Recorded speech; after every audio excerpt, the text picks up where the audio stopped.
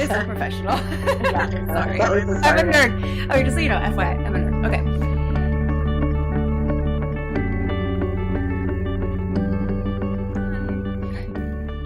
Today I'm talking to Makenzie Chilton. You'll find her at Makenziechilton.com. And my take on what Makenzie does is she's really encouraging people to be excited about their lives. And I would like to let Makenzie take the floor and tell us all about her business and why we should love our Mondays and how we can love our Mondays. So Makenzie, take it away. Hi, thanks so much for having me on. Yeah, I really truly believe that work is such an integral part of our lives, and we separate the two often. So, the idea of working for the weekend or, it's just a paycheck to get what you truly want, and it doesn't always have to be that way. So I'm a career coach over at Love Your Mondays.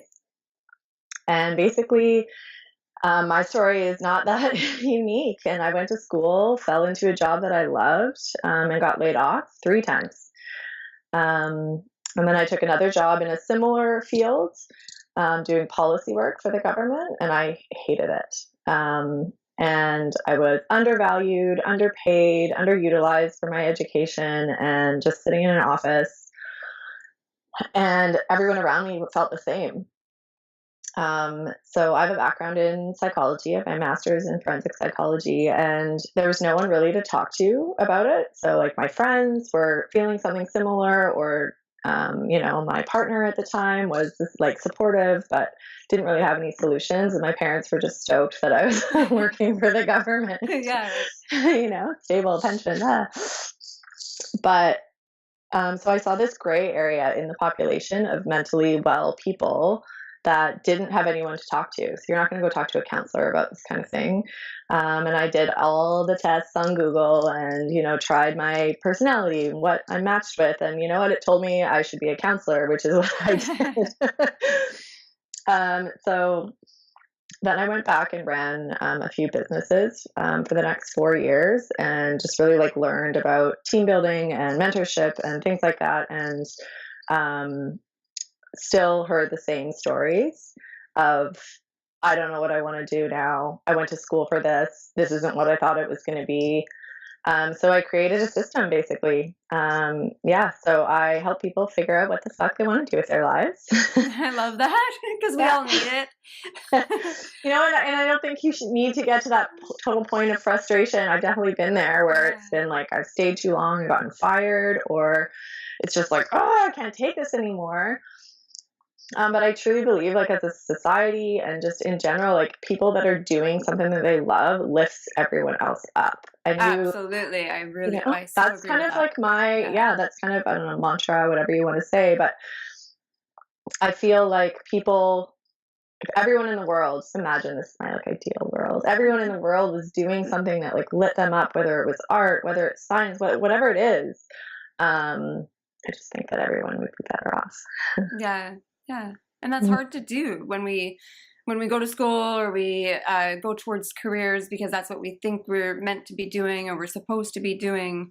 And it's something you don't want to talk about, because I've been there too. It's something you don't want to talk about when you're there, because you should be loving where you're at right now. And so, you hear feeling grateful for being employed and all these things, which is true. Mm-hmm. But I think that a lot of things that people do, currently they do it when they're retired, the things that they love. And you hear all these stories now of people that started painting in their 80s and are so successful and things like that, which is awesome. Yeah. However, that's a long time. You spend a third of your life at work. So I really believe that you should. Yeah. So can you, I read your website and really liked the blog and some of the things that I learned on it. And one of the things that I really gravitated towards was, you're not telling people to quit their jobs and run away. That's not what you're doing. Yeah. So maybe you could speak to that a little bit, of that process. Yeah, I think there's also this push of finding your passion and being an entrepreneur, and that's Yeah, I mean, Yeah. it's more work than the laptop on the beach that it's promoted as. Yes. So that kind of like I work way more now than I ever did, but because I'm doing what I love, it's different. It doesn't feel, I don't want to say it doesn't feel like work because obviously I'm not lying on a beach, but there's freedom and choice, and that's so integral to that. Yeah. So I think that a lot of people don't like starting from somewhere like I hate my job, I want to quit and do this other thing. Like that's a big leap. And I know when I started out on my own, even, and it's like take your own advice, it was scary, and there's all these things, and if you don't have the steps and the plan to really know what you want and why you want it, Mm-hmm. any little fear thing that comes in, like you can't do this, you're going to run out of money, what are people going to say? Even if you're not working for yourself, you really have to know why. That's my big thing, and that's like the first step I work on with people, because two reasons. Because of the fear coming in, you need to really stick to that, or the days that it sucks and you don't want to plow through, you really need to stick to your why. And then the other big reason is that people don't understand what they want. So when I was in my job, I knew I didn't like it, but I really thought that it was, everybody doesn't like their jobs, maybe. Was it the commute? Was it this? And so until I really got tuned in on my why, I didn't know. So there's this idea of cognitive dissonance in psychology, and it's where you are doing one thing, and then your brain is telling you, your body is telling you, this isn't right. And until you align those two, you're going to feel off, right? Right. So for me, it was working a job that I didn't like, but my brain was telling me, well, you're supposed to like these things. It's just different feedback. So That's so incredible. Actually, my story before I started being an entrepreneur, and I went through exactly what you talk about. I just didn't have a name for it, I don't think, but the cognitive dissonance. What was it? Cognitive dissonance. Dissonance. Yeah. Because I was working corporate job, and I had a very accommodating team. And leader and boss, and I would say I was commuting 2 hours because they were building the Port Man, so it was a lot of construction. Yeah. And so I thought, oh, it's the commute that's bothering me. I'm not happy where I am. It's the commute. So let's make changes there. So we make those changes, and then I'm working from home part-time and only having to go in. It was very dreamy, but then I was still feeling that out of alignment. So then I'm like, okay, well, this isn't it. So how about I start working closer to home? So then I switched careers, and I'm going to do this, but closer to home, because that's going to fix the problem. And still, here it is. I'm out of alignment, and I'm still feeling these, like, just this weird feeling like I should be happy, and I'm not, and I'm struggling. Right. And what should I do about it? So I could have used you at that time. But yeah, so that it's really interesting to put a name to that, because it is like you're trying to fix these things with very accommodating fixes, and it's still not working. So right. Yeah. So I think that what I work with people on is creating a few things. So really narrowing down your values, and that is kind of like what you give a shit about. And the problem with a lot of the online work or other career counselors that I even went to is they give you a list of adjectives, right? So it's honesty, freedom, love, integrity, authenticity, like all these words, but they're all positively charged words. So you're like, yeah, I want that. I want that. Of course, everybody wants, like, they're all good words, right? But they're not truly your words. So that's the difference between pulling them off of a piece of paper. What I do is I run people through visualizations. And so we create this value system that is it can't be anyone else's. And then the other idea with values is that they work on a spectrum. Right? So if honesty is one of your values, let's say, and I say to you, do you like this shirt? And you don't, how honest are you going to be? Right? And those are important things to remember, because they're not operating in absolution. Right. So it's really, because I would say I would lie and say I like the shirt, because to me it's not worth, you know, Right. I don't want to hurt hurting someone's feelings. feelings, or, but yeah, like that's, so I know I'm not honest in absolution, Right. um, but it is very By important the to way, I me. love your It's shirt. very, thank you. It's very cold here. um, Yeah. so those are certain things that you can't get out of a Google test, Yeah. or you really need to explore them deeper. And that really connects you to why you're doing what you're doing, and that will really light you up, and it will really like pull you through those like really hard work days. And everyone has them. Everyone has hard work days. Yeah. Yeah. Even on the other side. So you make the changes, whatever that looks like, whether it's me leaving one corporate job for another, or me Mhm. leaving a corporate world to be an entrepreneur. There's Yeah. still those days where you're like, Oh yeah. what am I doing? Yeah, exactly.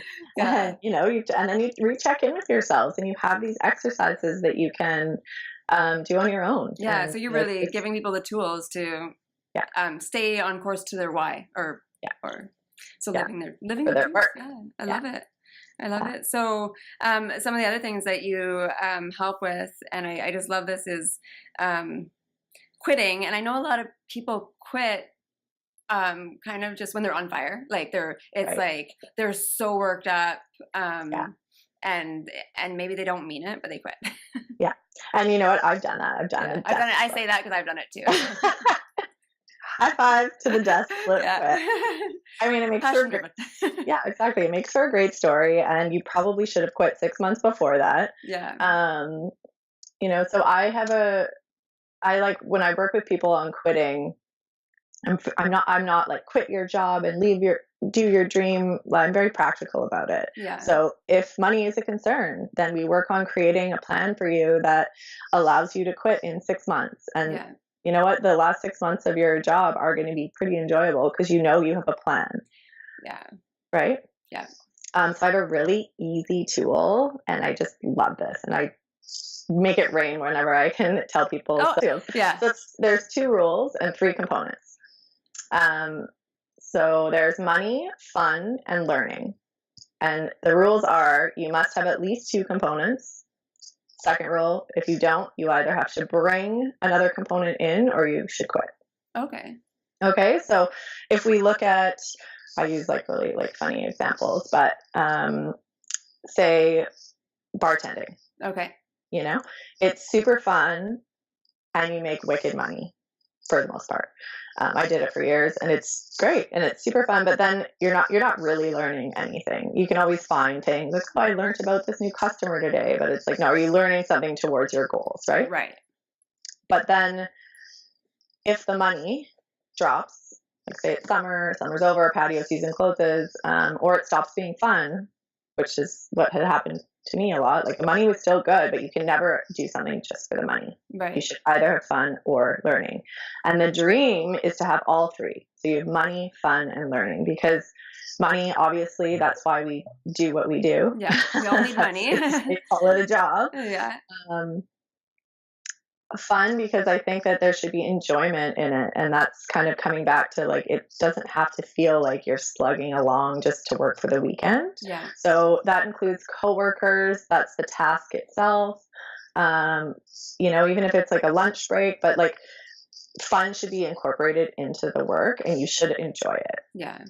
And then the second or the third part is learning, because without advancement or possibility of advancement, you're going to feel bored and you're going to feel stagnant. So those are my 3 components. And I think it's just a really easy check-in to be like, do I have these things in my job currently? Can I bring them in?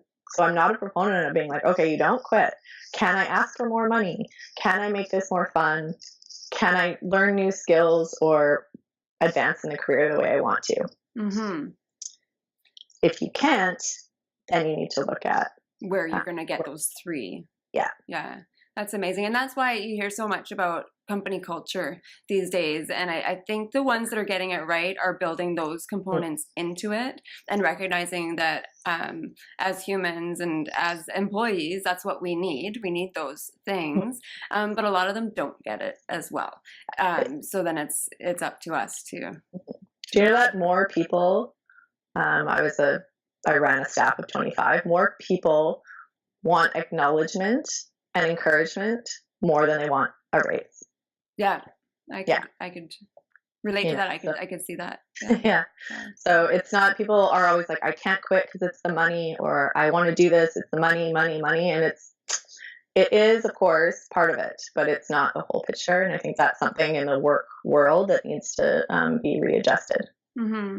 Well, now, like, you're also in a world of entrepreneurs, and and this work really relates to them as well, because I'm sure there's so many, that reach that statistical 5-year mark, right? And are having all of these same feelings, like, it's not working. I didn't do what I wanted to, or I'm not answering those 3 tools that you just mentioned. How do you work with them or communicate with them to figure that out? Because it is such a big challenge, and I hear it over and over again. Almost like a guilt if an entrepreneur wants to change course, or wants to do something different, or guilt when somebody needs to get a bridge job, like a job to pay the bills, because and you know what I say, take that cake. If it relieves the stress of you building what you truly want to do, who cares? I am so for the side gigs that aren't truly what you want to do, but it's a means to an end. But again, as long as you recognize when it's time to leave, right? Because it's not serving your overall dream. Yeah. I like how you call it the side gig, because a lot of the time, you have a job and then your side gig is your entrepreneurial stuff. So you flipped it, and I like that. You have to, because like if you look at truly successful people that are in really hard fields, like comedians, things like that, they don't have a backup plan, right? Because there's always an easier way out. But they're bartenders, and they're doing, they're hustling in different ways. They're dog walkers. They're doing whatever they can to pay the bills, but at the end of the day, there is no backup career for that, because it takes away from their and it's a hard thing. It's going to be easier to become, whatever it is, right? So I think that that's also really important as well. But those people are really sure on their why and what they want to do, and nothing can stop them.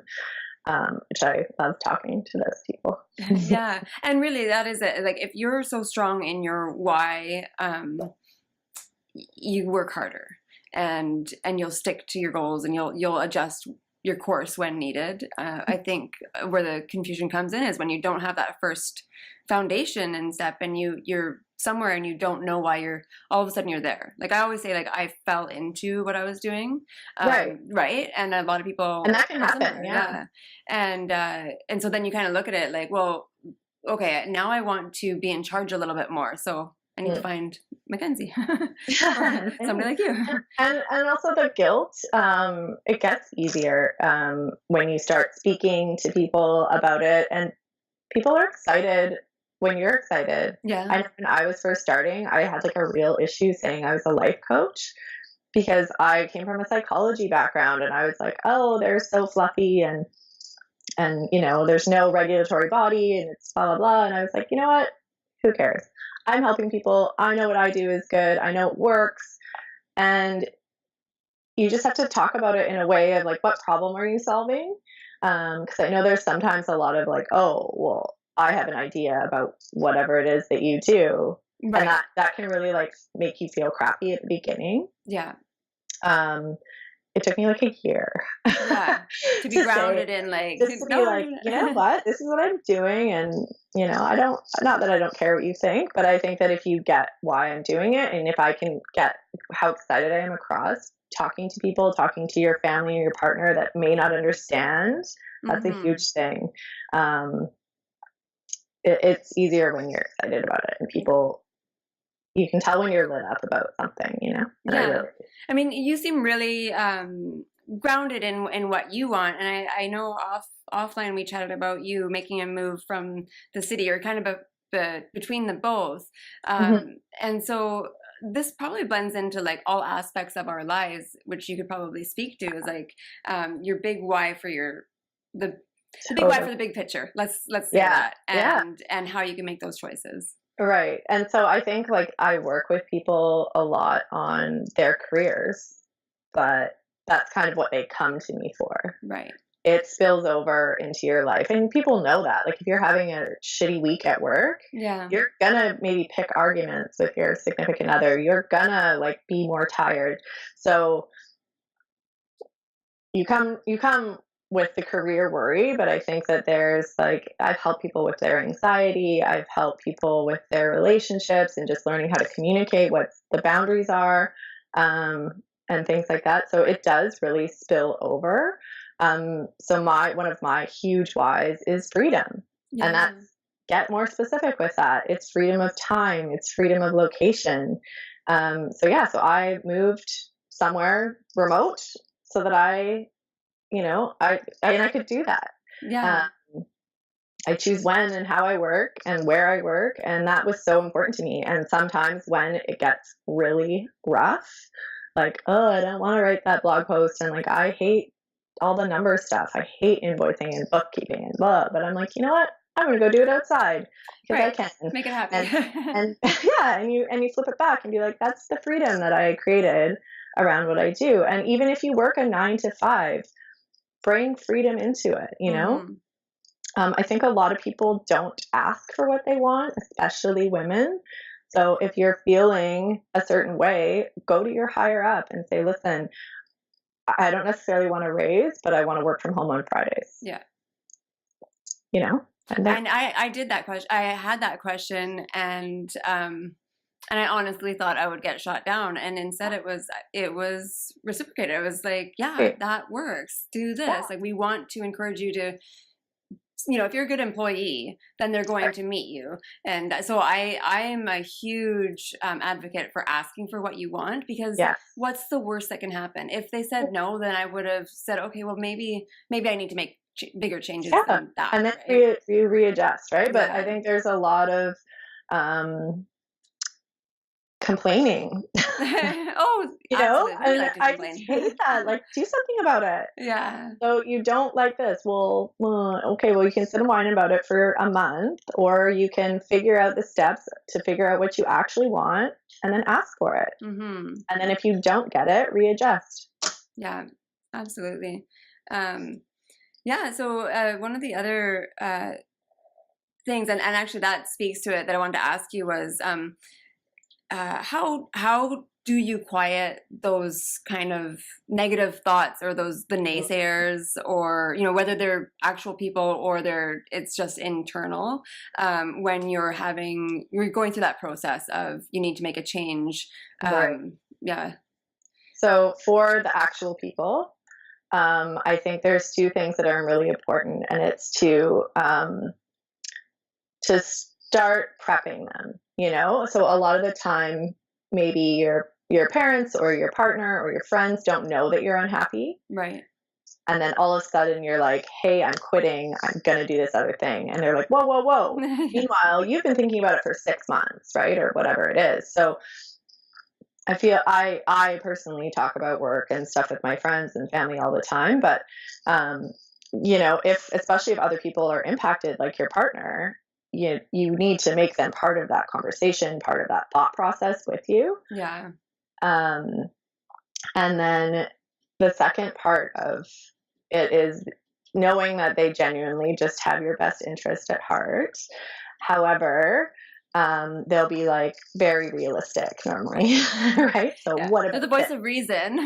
But it's like, what about this? What about this? And so I had multiple conversations being like, listen, I know all the negative things that can happen. I'm very aware, and this is very scary. I don't need to hear them from you again. I've thought about them, and you know me, I'm a very thoughtful, planned out, realistic, whatever it is person. And just use that script with them. Yeah. So let's transition this into the things in your brain. Anytime, and it still happens to me. So, it's going to happen. It's like, is this working? Is this what I should be doing? I know what that other life was like. And that just is like, nope, I don't want that. Like, I know what that feeling of feeling unfulfilled working for someone else, and maybe, and I'm not talking you need to be an entrepreneur, but you already know what this current situation that you're in is like. Yeah. And if you really don't like it, if you really are feeling like, what the fuck am I doing? That will pull you out on those hard days, I find, is to say like, hey, like, I know what that last thing was like. So boop, boop, boop, and just one foot in front of the other. Like, for me, like I loved my jobs, like when I was working for employers. Yeah. But for me, the big why is the flexibility and working from my home office and doing it this way, so that whenever I get those thoughts, it's like I'm reminded, well, yeah, I remember. Check your schedule lately because this works. Yeah, and I think then bringing it back to your why, which is why it's so important. Yeah. And also how you're helping people. Yeah. Because we're all connected. It's all about that. Even if you are a janitor, even if you are a bartender, a barista, like all those things that people are like, those aren't jobs. That's a whole nother tangent I can go. But you're helping people. Yeah. And so focus on that and then reevaluate. And if you really don't like your situation, stop complaining and do something. Because you do come across the janitors that love their job.